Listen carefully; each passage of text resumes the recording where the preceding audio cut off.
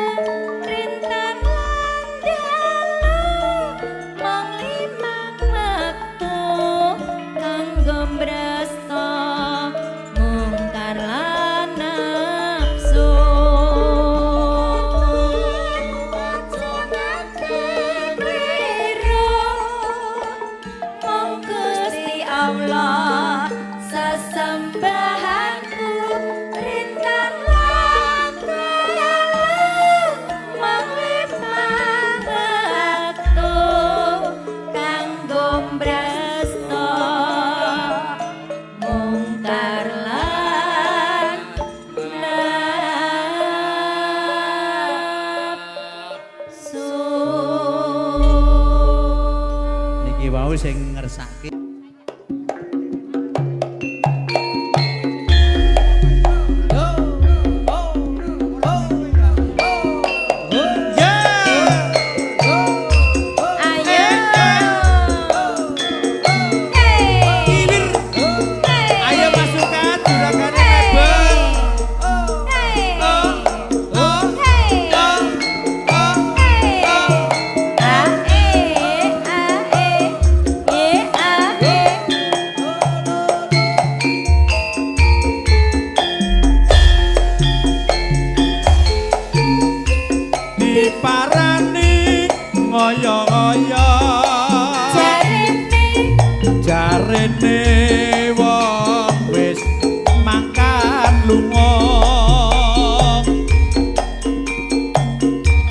dienteni ngoyo-ngoyo jarene wong wis teko kono ya Wong yen ora kebeneran anane sajak mengesujana yen wong pinujut lingsingan anane sajak mengesujana warna-warna pancawane jan durung ketemu dhewe duka-duka pamunguse trimo wurung semene wae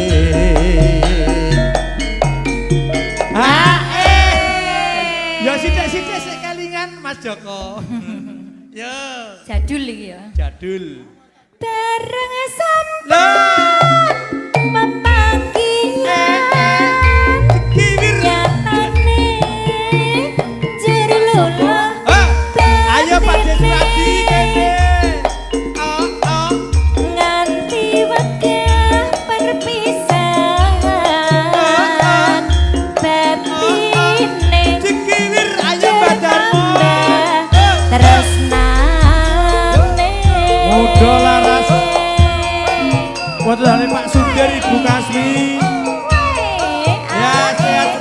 Raja kaya jurakane nasi goreng, bakmi goreng, ayam goreng.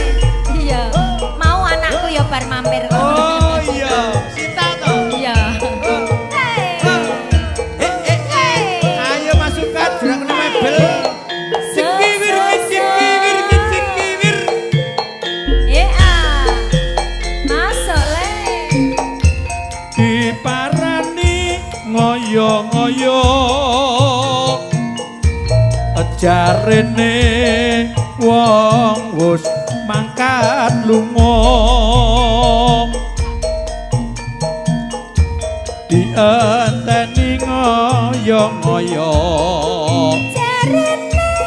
jarene wong wis teko kono Wong yen ora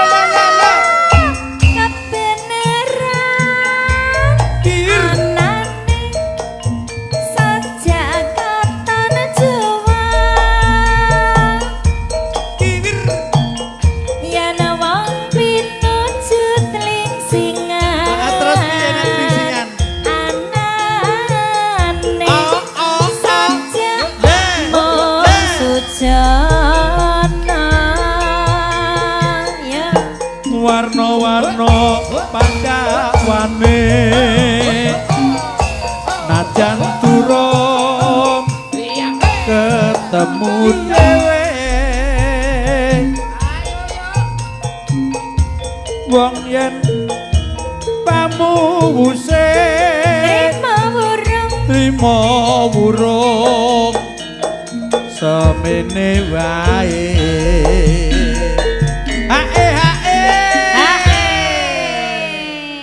Cikiwir bareng sampan pepanggian nyatane Cikiwir batine nganti wege Terima kasih, Mbak Rini. perpisahan Mas Joko. batine jer tambah tresnane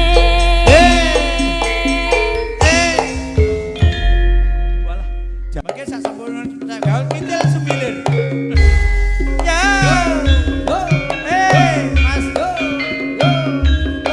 Mari ya sapa Mas apa kae? Lalung mania. Mari. Ayo Rin. ayo le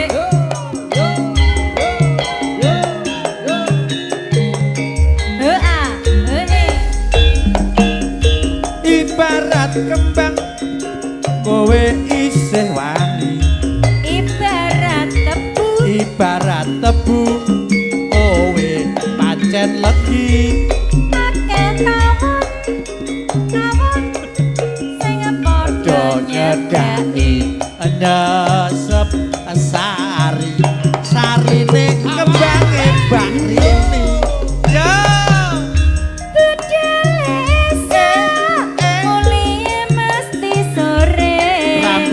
abang rambutnya abang ditato dadane ngene iki sing gandengi saben dina sece gonta-ganti pacare ana selawe cewek gaul yen guyu untune kingsul saya mantep yen nganggo rok sak dengkul cewek gaul ngisor dhuwur kabeh gaul yen lumaku abokoke betul betul ya sapa wangi sing ora celegukan nyawang bokok nyawang bokok buatine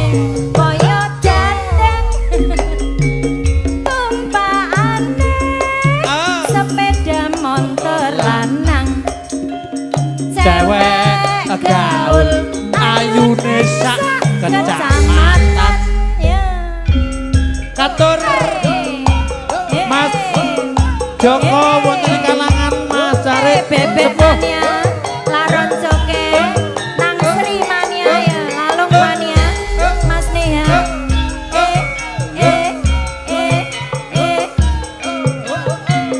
ya Mas Parman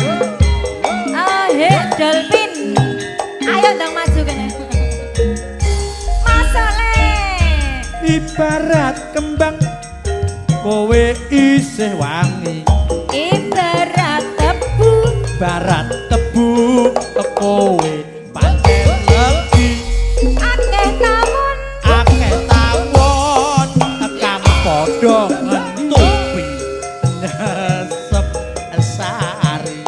sarine kembang melati yo budale esuk mulie mesti sore rambute abang ditato anune sing gendengi saben dina siji gonta ganti pacare cewek gaul yen guyub untune kingsul sen lumaku bokong arep sak dengkul cewek gaul ngisor dhuwur tengah yo gaul yen lumaku bokonge Mas bokonge mantul sing ora celebukan nyawang bokonge nyawang anu hodine kaya dandang tumpakane sepeda motor sepek cewek gaul wayune sak kebun kecaman binatang terima kasih Mbak Darmo terima kasih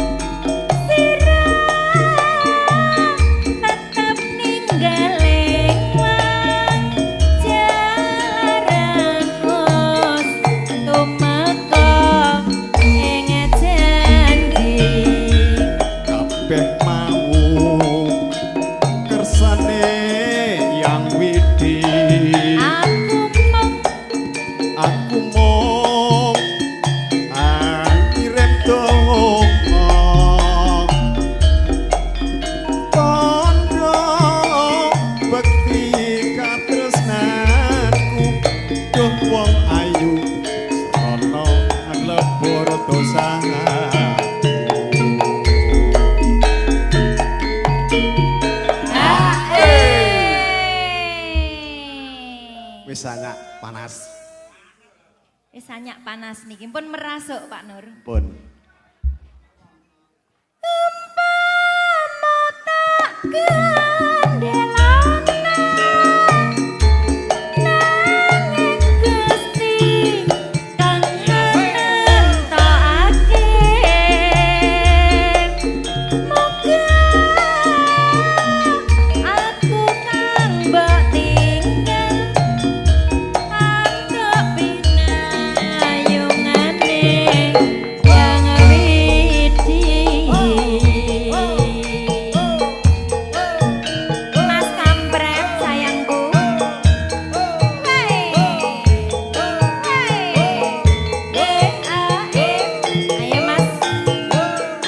kasih Mas Dari, Mas Joko Rojokaya ya.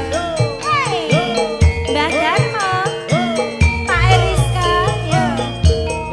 Ya Mas Ratno.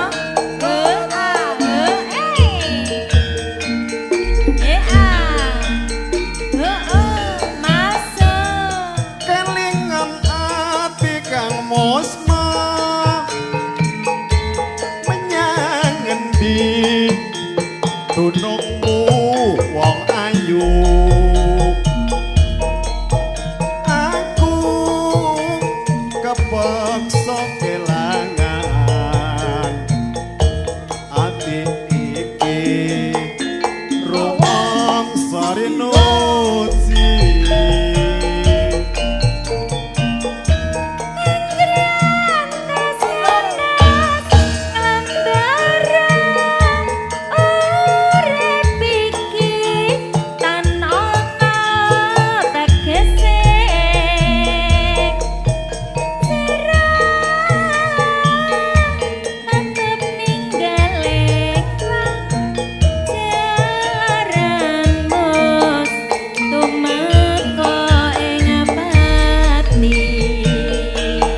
kabeh mau kersane yang widi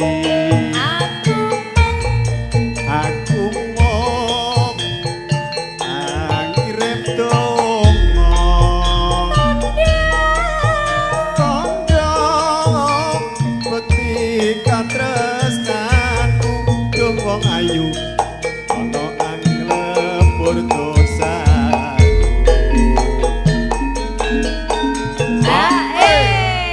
mudo laras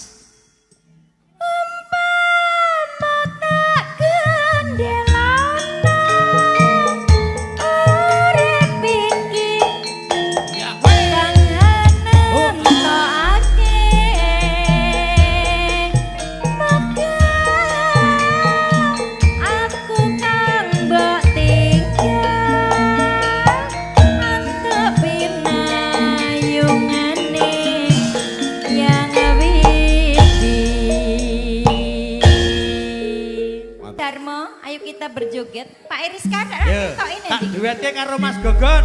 Yo. Ya Mas Gogon, monggo. Jadi Enggak, ku Pak mau Citro. mampir aku jane mau. ayo Mas Ratno kok terus Mas Ratno yo wis entuk Yo nomor yo barang. yo yo yo yo yo yo.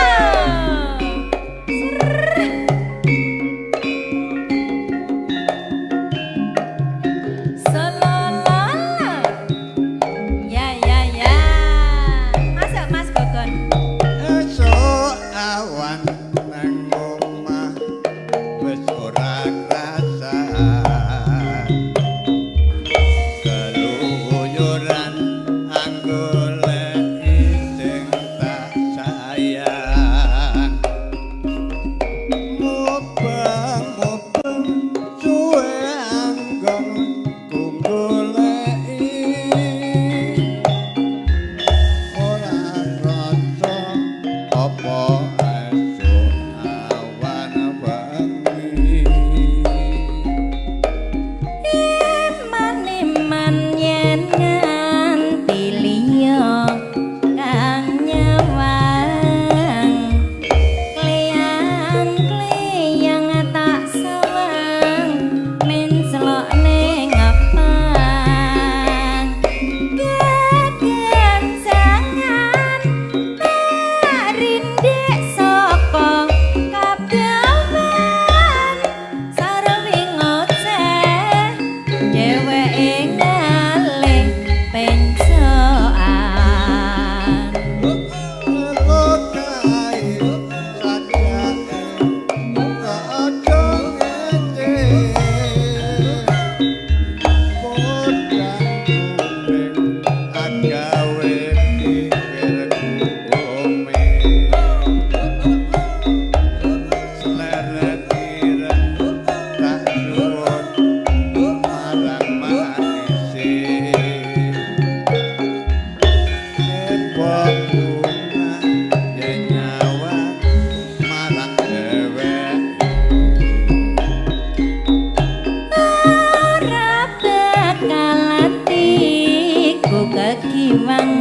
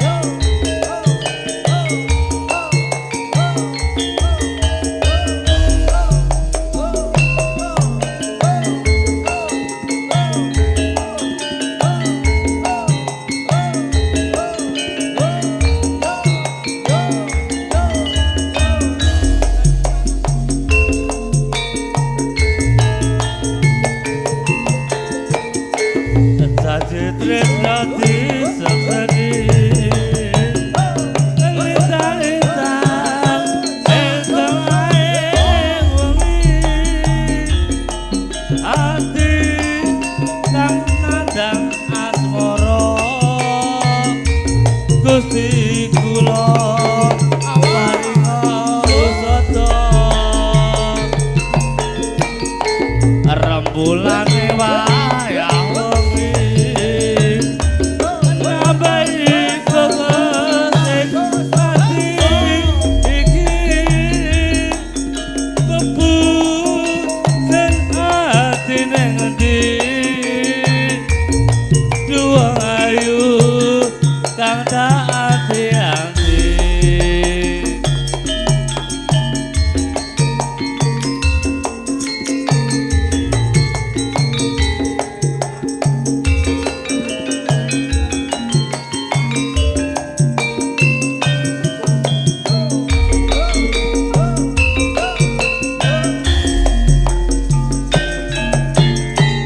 Wong bagus aja sirane langsa aku teko gendang tresna lalangan asmara gawe sewu rasa nambani atiku jiwa Kang Mas tentremna atimu aku satya ngenteni sliramu kangen kepisa ketemu tresna suci manggiya rayu